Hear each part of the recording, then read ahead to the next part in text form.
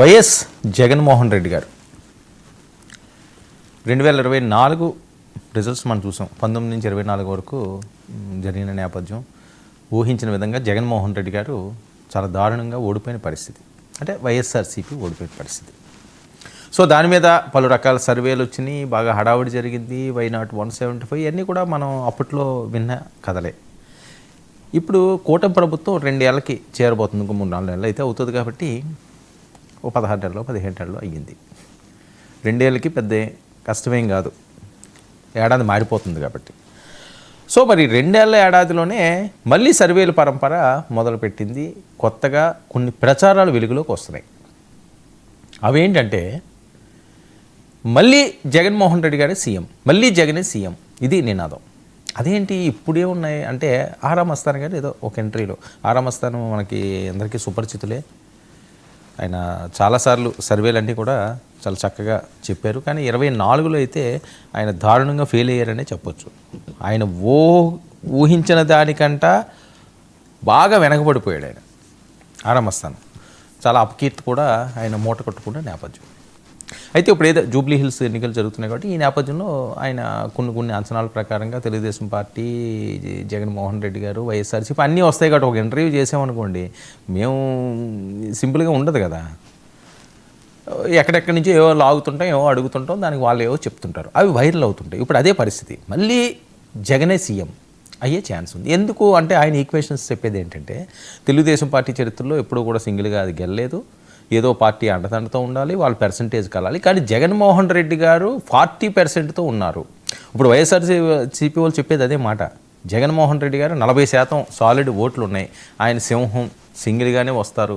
ఒక్కడికే 40 ఉన్నాయి, వాళ్ళు 3, 4, 5 కలిపి వాళ్ళందరికీ వస్తే 50 దాటినవి.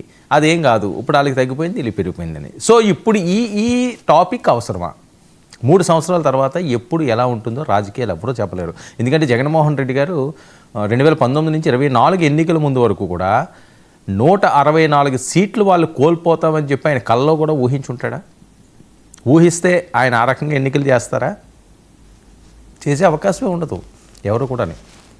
2014 నుంచి 19 వరకు చంద్రబాబు నాయుడు గారు కూడా అంతే, ఆయన 23 సీట్లకి పరిమితం అవుతానని ఆయన అనుకోలేదు. సో ఎవరు అనుకోరు, ప్రజలు ఎప్పుడు ఎలా మారుతారో తెలియదు. సో ఇప్పుడేంటి అంటే జనాల్లో ఒక ఉత్కంఠ రేపడానికి, మళ్ళీ ఇది ఒక వార్తగా జనాల్లో హల్చల్ చేయడానికి మళ్ళీ జగనే సీఎం. దీనికి ఈక్వేషన్స్ 40%.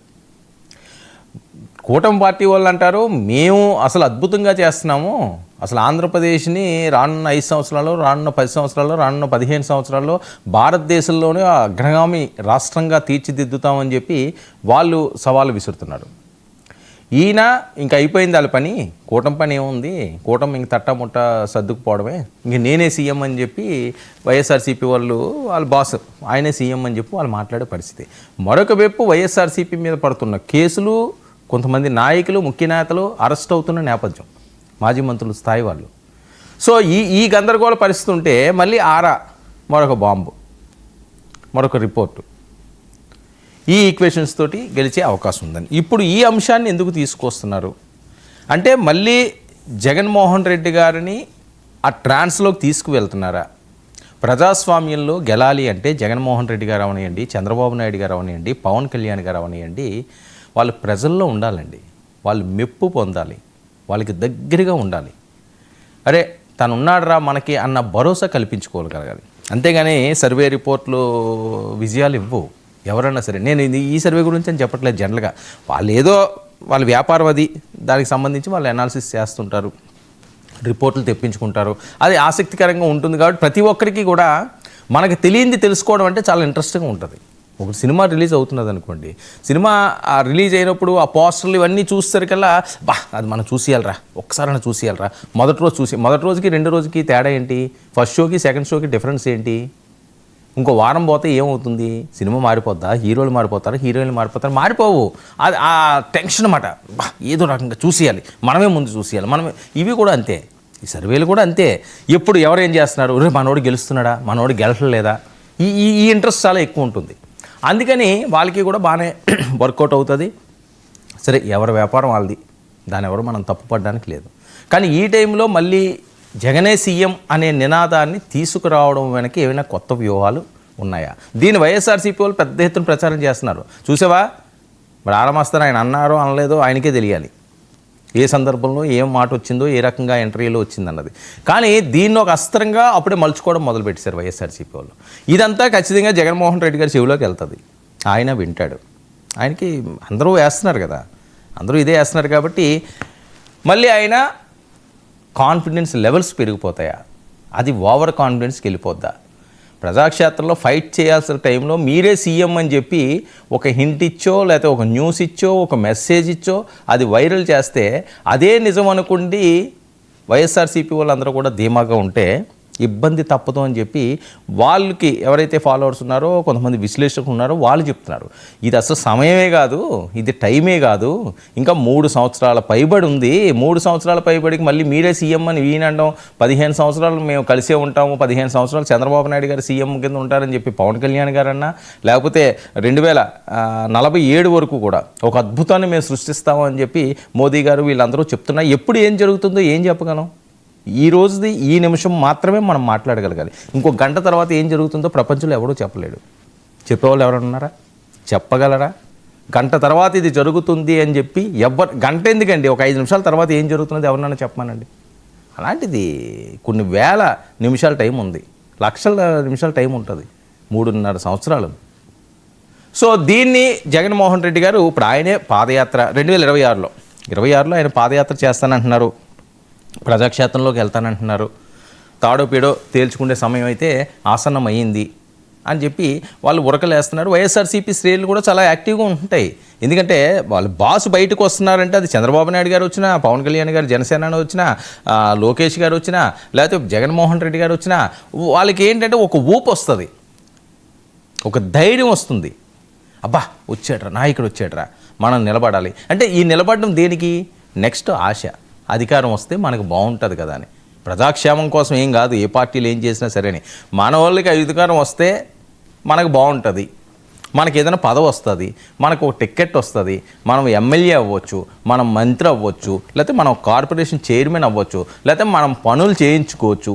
ఇది తప్ప రాష్ట్రాన్ని అద్భుతంగా తీర్చిదిద్దడానికి మనవాడు రావాలరా, ఆయనతో పాటు మేము అడుగులు వేస్తాంరా అని చెప్పి ఏ పార్టీ వాళ్ళన్నా, ఏ పార్టీ నాయకులన్నా ఆత్మవిమర్శ చెప్పమని గుండెల మీద చేసుకుని దీనికోసం మీరు రావాలి, దీనికోసం మేము ఉన్నాము, ప్రజల సంక్షేమం కోసం పాటు పడతాము, మాకు ఈ సీఎం వస్తే మేము ఈ రకంగా వెళ్తాము, లేకపోతే ఇదిగో ఇన్ని హామీలు ఇచ్చాం అవి పూర్తి స్థాయిలో నెరవేరుతాం. అది సాధ్యం కాదు, ఏ పార్టీకి కూడా సాధ్యం కాదు. జగన్మోహన్ రెడ్డి గారి గది ఎంత గొప్ప వాళ్ళకన్నా సాధ్యం కాదు.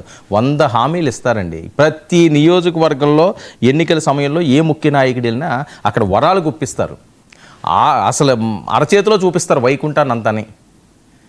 హైదరాబాద్లో సముద్రం లేకపోతే సముద్రం వస్తున్నదని చెప్తారు రాజకీయ నాయకులు. మీకు ఎందుకు సముద్రం తెప్పించి పూచి మాదని హామీలు ఇచ్చిన సందర్భాలు లేవా? ఉంటాయి. సినిమాల్లో ఉన్నట్టు చెప్తున్నాను నేను సెటరికల్గా. ఎక్కడా లేని దగ్గర ఎడారి దగ్గర ఏమంటారు, ఎడారి దగ్గరికి గోదావరి పంపిస్తాం, గోదావరి అక్కడ పారేలా ఎడారిలో చేస్తాం అంటారు. సో ఆ నిమిషానికి వినడానికి బాగానే ఉంటుంది. ఇప్పుడు మన సినిమా చూసామనుకోండి, లోపల థియేటర్ లోపలికి వెళ్ళి మనకు నచ్చిన హీరో ఏం మాట్లాడినా మనకు క్లాప్సే, ఏం చేసినా మనకు కామెడీయే, ఏ స్టెప్ వేసినా అది ఒక అద్భుతమే, ఒక వండరే. సో ఇది అంతే.